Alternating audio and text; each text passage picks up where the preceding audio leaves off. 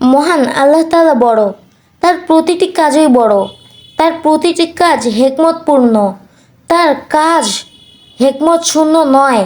যদিও বাহিত কোনো বিষয় আমাদের বোঝে আসে না, আমাদের বোধগম্যের বাইরে থাকে, তথাপিতে আমাদেরকে যেসব কাজ যথেষ্ট থাকতে হবে, সেই হেকমতের চাহিদা কারো মাত্র একটি ছেলে, সেই ছেলেকে তিনি মৃত্যু দেন। আবার কারো 5টি ছেলে, সবগুলো যুবক, কারো কোনো অসুখ বিসুখ হয় না, আবার কারো ছেলে মেয়ে হয় না, আবার কারো 7টি মেয়ে, তবে একটাও ছেলে নেই। কেউ টাকার রাখায় জায়গায় পায় না, আবার কেউ থাকার জায়গা পায় না, কারো বাড়ি 2টি, আবার কারো বাড়িয়ে নেই, শূন্য।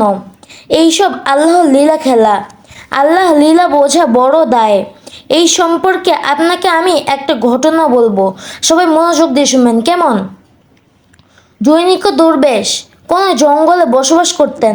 তার একটি গাধা এবং একটি কুকুর ও একটি মোরগ ছিল। একদিন শৃগাল এসে মোরগটি নিয়ে গেল।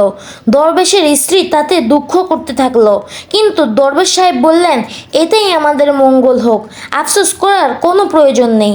কিছুক্ষণ পর একটি বাঘ এসে গাধাটিকে মেরে ফেললো। এরপরও স্ত্রী আগের মতোই কাঁদতে শুরু করলো। কিন্তু দরবেশ সাহেব বললেন, ভেবো না, এতেও আমাদের মঙ্গল নিহিত আছেন। অতঃপর হঠাৎ কুকুরটি মরে গেল। দরবেশের পাত্রী এবারেও পূর্ণভাবে নেই দুঃখ প্রকাশ করতে লাগলেন। দরবেশ সেই একই কথা, এতেই আমাদের কল্যাণ রয়েছে। দরবেশের পাত্রী বিস্ময়ে অধিক রইল না যে এমন এত বড় ক্ষতি হওয়ার পরেও সে কি করে বলে যে এতেই আমাদের মঙ্গল আছে। এটা যে আমাদের একেবারে বোধগম্যের বাইরে। রাত্রি প্রভাব হওয়ার পূর্বে সেখানে একদল ডাকাত প্রবেশ করলো। ডাকাতরা সেখানে মানুষদের বসতি আছে বলে জানতে পারল। লুটপাট করে সব নিয়ে গেল।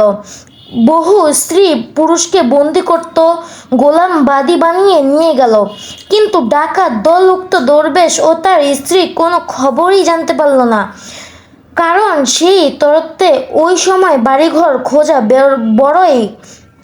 বড়ই দুঃসাগর ছিল। দ্রুত সাহিত্য পশু পাখিদের শব্দে প্রধানত ডাক্তাররা বাড়িঘরের খোঁজ খবর নিত। দরবেশের ঘরে যে পশু পাখি ছিল তা কিছুক্ষণ পূর্বেই তো মারা গেছে, সুতরাং তাদের খবর ডাকাতরা জানতেই পারল না। এবার দরবেশ তার স্ত্রীকে লক্ষ্য করে বললেন, দেখলে তো, গৃহপালিত পশু পাখিরাই আজ এই ধ্বংসাজ্যের কারণ হলো। আল্লাহ তাআলা আদেশ অনুগ্রহ যে আমাদের 3 প্রাণী এই রাতের পূর্বে মরে গেছে। এবার দরবেশের পাত্রী মঙ্গল কথাটির তাৎপর্য বুঝে আসলো। তো গাইস, আজ এ পর্যন্তই। সবাই ভালো থাকবেন, সুস্থ থাকবেন, আমার জন্য দোয়া করবেন এবং এই ভিডিওটি বেশি বেশি শেয়ার করবেন। আসসালামু আলাইকুম।